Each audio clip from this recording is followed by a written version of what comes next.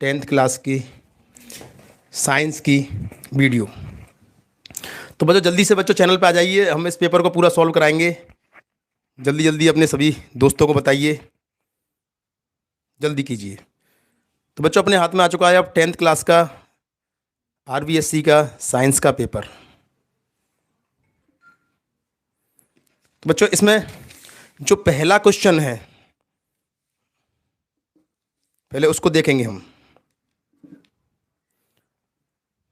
तो इसका पहला क्वेश्चन है कि निम्न प्रश्नों के उत्तर का सही विकल्प चयन कर उत्तर पुस्तिका में दीजिए। तो मानव में हृदय एक तंत्र का भाग है जो संबंधित होता है पोषण, उत्सर्जन, श्वसन और परिसंचरण। तो बच्चों इसका आंसर है परिसंचरण। जो हृदय होता है वो परिसंचरण से संबंधित है। सेकंड नंबर का जो प्रश्न है अब हम उसे देखेंगे। बच्चों जल्दी जल्दी अपने सारे दोस्तों को बता दीजिए, बिल्कुल पूरा फुल सॉल्व करेंगे इस वीडियो को। कौन से यंत्र द्वारा रक्तदाब नापा जाता है? स्पाइगनोमेनोमीटर, बैरोमीटर, स्टेथोस्कोप और लैक्टोमीटर। तो बच्चों इसका आंसर है स्पाइगोमेनोमीटर। प्रश्न नंबर 3, अब2 को थायरॉक्सिन हार्मोन बनाने के लिए क्या आवश्यक है? ऑप्शन है सोडियम, पोटेशियम, आयोडीन और मैग्नीशियम। तो बच्चों इसमें आयोडीन।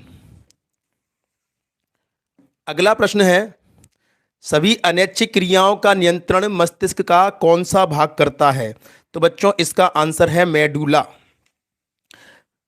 अगला प्रश्न है कि निम्नलिखित में से कौन से पदार्थ में क्रिस्टलन जल नहीं होता है?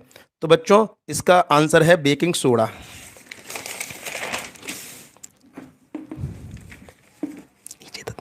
नीचे तो देखकर। अब बच्चों अगला प्रश्न, ये चित्र दिखाया गया है, इसमें कह रहा है कि दिए गए चित्रानुसार उपरोक्त अभिक्रिया में बनने वाली गैस एक्स को पहचानिए। तो बच्चों इस अभिक्रिया में दानेदार जिंक की जब H2SO4 से क्रिया होती है, मतलब धातु की जब अम्ल के साथ क्रिया होती है तो हाइड्रोजन गैस उत्पन्न होती है। अगला प्रश्न है एक तत्व Q मुलायम है और आसानी से चाकू से काटा जा सकता है और ठंडे जल के साथ तेजी से अभिक्रिया करता है, तो वो तत्व कौन सा होगा? पोटेशियम, Ag, कॉपर और Pb लेड। तो इसका आंसर है पोटेशियम। परावर्तन का नियम लागू होता है। तो बच्चों परावर्तन का नियम लागू होता है केवल समतल दर्पण में, केवल उत्तल दर्पण में, केवल अवतल दर्पण में और सभी में। तो इसका आंसर है सभी में। पानी का अपवर्तनांक 1.33 है, तो पानी में प्रकाश की चाल क्या होगी? तो बच्चों इसका सूत्र होता है कि पानी में प्रकाश की चाल बराबर प्रकाश की वायु में चाल और पानी का अपवर्तनांक। तो प्रकाश की चाल होती है वायु में 3 × 10⁸ और पानी का अपवर्तनांक है 1.33। जब 1.33 का 3 में भाग लगाएंगे तो इसका आंसर लगभग 2.25 या 26 के आसपास आता है, 10⁸ मीटर पर सेकंड। अगला प्रश्न, विद्युत आवेश का एसआई मात्रक क्या है? कूलाम, वोल्ट, एम्पियर, ओम। तो बच्चों आवेश का मात्रक होता है कूलाम, वोल्टेज का मात्रक, विभव का मात्रक होता है वोल्ट, धारा का एम्पियर और प्रतिरोध का ओम। अगला प्रश्न देखो बच्चों, इसमें ये ए और बी के बीच में तुल्य प्रतिरोध पूछा है। तो ए और बी के बीच 2 ओम और 2 ओम के श्रेणी क्रम में जुड़े हैं। तो पहले इन्हें सॉल्व करेंगे तो इनका योग हो जाएगा 2 + 2 = 4 ओम, और 4 और 4 जब समांतर क्रम में जुड़े हैं और जब इनका हम योग करेंगे तो इनका आंसर आएगा 2 ओम। और बच्चों फुल सॉल्यूशन की वीडियो अभी हम डालेंगे थोड़ी देर बाद। अभी हम छोटे छोटे प्रश्नों को देख रहे हैं। पूरा पेपर अगर आपको चाहिए, सॉल्व चाहिए, तो आप चैनल को सब्सक्राइब करें और थोड़ी देर बाद आपको वीडियो मिल जाएगी। विद्युत धारा उत्पन्न करने वाली युक्ति को क्या कहते हैं? तो विद्युत धारा उत्पन्न करने वाली युक्ति को विद्युत जनित्र कहते हैं। अगला प्रश्न है कि स्रावित हार्मोन के समय और मात्रा को किस क्रिया विधि द्वारा नियंत्रित किया जाता है? तो बच्चों इसका नाम है पुनर्भरण क्रिया। पुनर्भरण क्रिया के द्वारा हार्मोन की मात्रा और समय का निर्धारण किया जाता है। संदेश संचरित करने के लिए तंत्र का तंत्र कौन से आवेग प्रयुक्त करता है? तो बच्चों, एक तो जो तंत्र का तंत्र होता है जो सिग्नल को भेजता है, एक विद्युत और रासायनिक आवेगों के रूप में ये सिग्नल आगे की ओर जाते हैं। पारितंत्र में एक पोषी स्तर से दूसरे पोषी स्तर में ऊर्जा की हमेशा क्या होती है? हानि। जब एक पोषी स्तर से दूसरे पोषी स्तर में जाते तो ऊर्जा की हानि होती है या कमी होती है, या कमी भी लिख सकते हैं। ठीक है बच्चों। टिहरी बांध किस नदी पर बना है? तो टिहरी बांध गंगा नदी पर बना है। प्रतिबिंब दूरी v, बिंब की दूरी u का अनुपात लेंस के क्या व्यक्त करता है? तो बच्चों, b और u का अनुपात आवर्धन को व्यक्त करता है। आवर्धन क्षमता जो होती है लेंस की या दर्पण की, b और u का अनुपात आवर्धन को व्यक्त करता है। विद्युत बल्बों के तंतुओं के निर्माण में किसका उपयोग किया जाता है? तो बच्चों, विद्युत बल्ब के तंतुओं का निर्माण टंगस्टन धातु की सहायता से बनाए जाते हैं। तंत्र का ऊतक, तीसरा प्रश्न देखें बच्चों, एक एक पंक्ति में इसका आंसर हमें देना है। तंत्र का ऊतक किससे संगठित जाल का बना होता है? तो बच्चों, तंत्र का ऊतक होता है वो तंत्र का कोशिकाओं के संगठित जाल या उनके मिलने से बनता है। कौन सी अंतःस्रावी ग्रंथि मानव शरीर में वृद्धि को नियंत्रित करती है? तो बच्चों, वो होती है पीयूष ग्रंथि। पीयूष ग्रंथि के द्वारा वृद्धि हार्मोन निकाला जाता है। CFC का पूरा नाम क्या है? तो CFC का बच्चों पूरा नाम है क्लोरो फ्लोरो कार्बन। मानव के कौन से अंग में कॉलीफॉर्म जीवाणु पाया जाता है? तो बच्चों, ये पाया जाता है आंत्र में। अगला प्रश्न है, पुनः चक्रण क्या होता है? इसकी परिभाषा लिखनी बच्चों।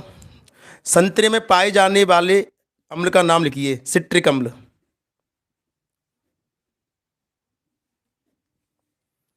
अम्ल के जलीय विलयन द्वारा विद्युत के संचालन का नामांकित चित्र बनाइए। तो बच्चों, ये आपको इस चित्र बनाना है।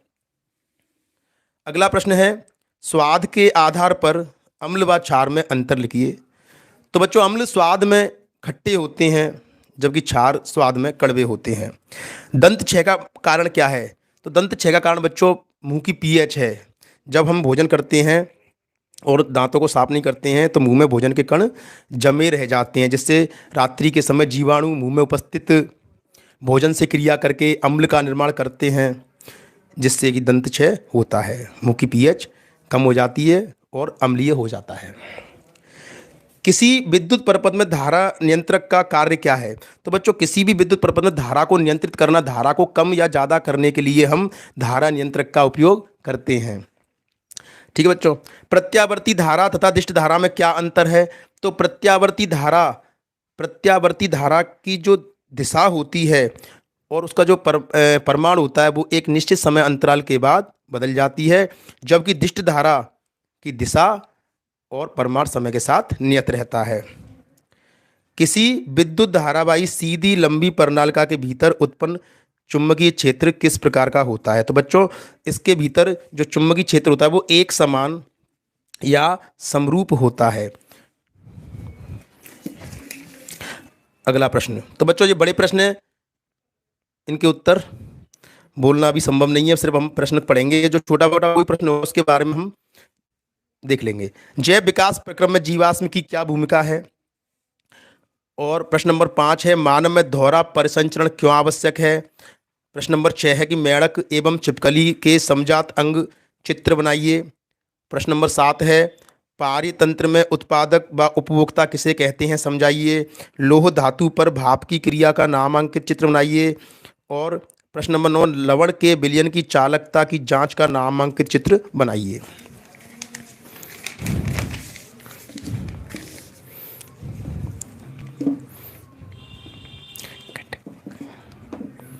मैग्नीशियम रिबन का वायु में दहन कर बाज गिलास पर इकट्ठे होने वाले उत्पाद के नाम सहित नामांकित चित्र बनाइए।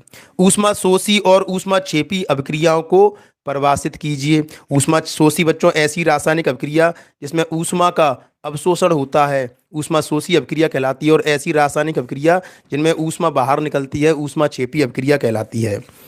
तन्यता की परिभाषा लिखिए और सबसे अधिक तन्य धातु का नाम लिखिए। तो तन्यता बच्चों जिन धातुओं को खींचने पर उनसे पतले पतले लंबे तार बनाए जाते हैं वो तन्य तन्य कहलाती हैं। और सबसे अधिक तन्य धातु है सोना।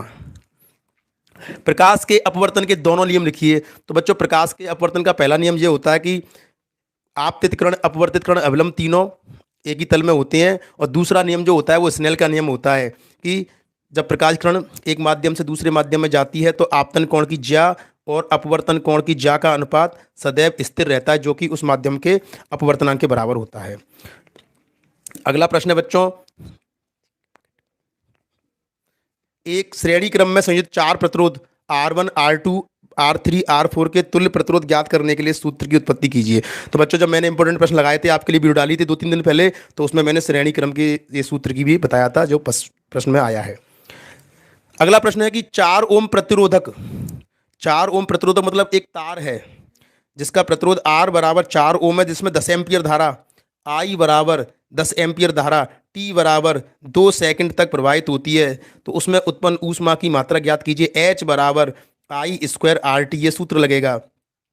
I स्क्वायर करेंगे तो 10 का वर्ग करेंगे तो 100, R का मान 4, T का मान 2, तो इसका मतलब हो गया 800 जूल।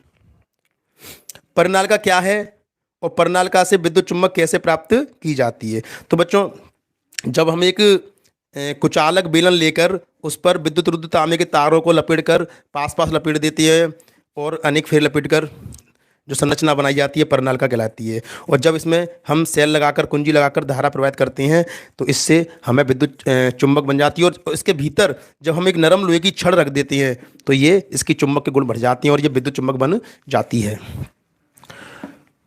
अगला प्रश्न है, प्रकाश संश्लेषण प्रक्रम में दौरान होने वाली तीनों घटनाओं को समझाइए। अगला इसका 8वां प्रश्न आया है कि गैसों के विनिमय के लिए मानव फुफ्फुस की कार्य प्रणाली को समझाइए। अगला प्रश्न है, प्लेनेरिया का चित्र बनाइए तथा विकासीय संबंध में जीवाश्म का महत्व समझाइए। इसके 8वां प्रश्न आया है कि मेंडल के किसी एक जोड़े विकल्पी के संकरण का आरेख चित्र द्वारा समझाइए। बच्चों इसमें लंबे और बौने का एक संकर संकरण का प्रयोग आपको समझाना है। ऑक्सीकरण या उपचयन अभिक्रिया को उदाहरण सहित समझाइए और निम्न अभिक्रिया को संतुलित कीजिए।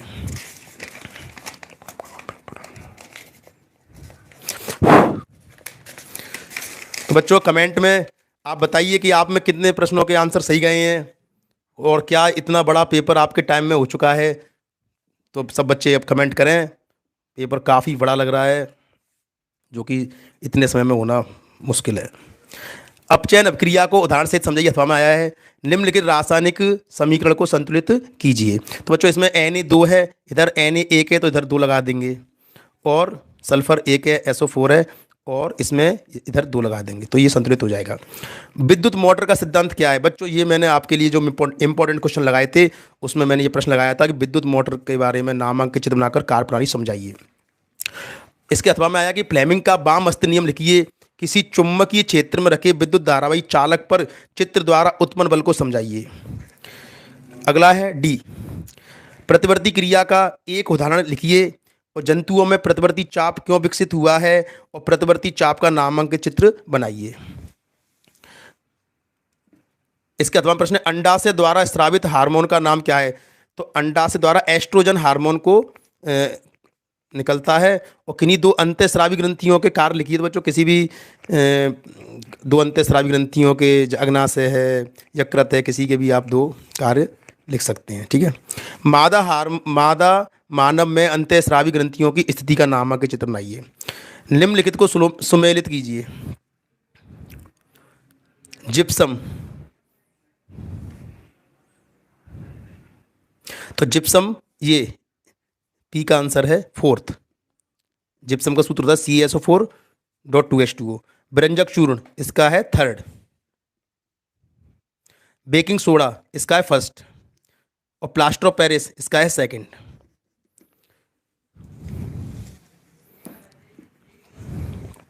तो बच्चों इस वीडियो को जहाँ कहीं भी आप लोग देख रहे हो, इस वीडियो को शेयर जरूर करें और अपने दोस्तों को भी बताएं। अगर आपको वीडियो अच्छी लग रही है तो लाइक भी जरूर करें, और चैनल को सब्सक्राइब नहीं किया है तो चैनल को जरूर सब्सक्राइब करें, जिससे आपको 10th क्लास की मैथ वगैरह, हिंदी, संस्कृत सभी की आपको वीडियो मिलेंगी। ठीक है बच्चों, और सब्सक्राइब करके रखिए। अभी इसकी और पूरी फुल सॉल्यूशन की वीडियो भी बनने जा रही है। जब साधारण नमक के जलीय विलयन में विद्युत धारा प्रवाहित की जाती है तब सोडियम हाइड्रोक्साइड के साथ दो गैसें एक्स और वाई निकलती हैं। एक्स फटफट की ध्वनि से जलती है और वाई जल को कीटाणु मुक्त करने काम आती है। तो बच्चों एक्स एक्स और वाई कौन सी गैस होंगी? तो एक्स गैस तो इसमें होगी हाइड्रोजन, और वाई गैस होगी इसमें क्लोरीन। और बच्चों ये क्लोर क्षार अभिक्रिया है।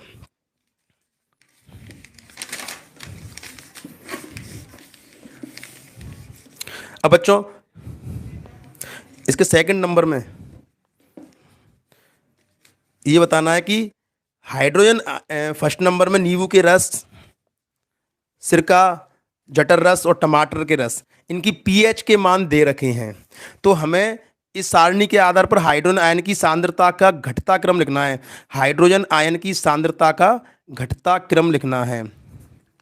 तो बच्चों पीएच का मान अगर अधिक होगा तो हाइड्रोजन आयन की सांद्रता कम होगी। तो घटता क्रम लिखना है, तो मतलब सबसे ज़्यादा पीएच वाला पहले लिखेंगे और उसके बाद में। तो सबसे ज़्यादा पीएच किसकी होगी? तो बच्चों इन सभी में से सबसे ज़्यादा पीएच होगी जठर रस की। तो सबसे ज़्यादा जठर रस की पीएच है। उसके बाद घटते क्रम में लिखेंगे इससे ज़्यादा पीएच किसकी है? नींबू की रस की। तो इसमें हाइड्रोजन आयन की सांद्रता और भी कम होगी। उससे ज़्यादा पीएच है सिरका की, तो इसमें हाइड्रोजन आयन की सांद्रता और भी कम होगी। और सबसे कम है टमाटर के रस की। तो ये हाइड्रोजन आयन की सांद्रता का घटता क्रम हो गया। जब एक सोडियम यौगिक X की HCl के साथ अभिक्रिया होती है तब लवण, जल व एक गैस वाई प्राप्त होती है। X का पाव रोटी ब्रेड को मुलायम व स्पंजी बनाने में उपयोग होता है, और वाई चूने के पानी को दूधिया या श्वेत कर देती है। X और वाई के नाम लिखिए। तो बच्चों इसमें जो X गैस है वो तो है CO2 गैस, और CO2 तो अभी इसकी पूरा वीडियो करके अगली वीडियो में आप देखेंगे इसका पूरा आंसर। अभी थोड़ा सा प्रॉब्लम हो रही है वीडियो बनाने में।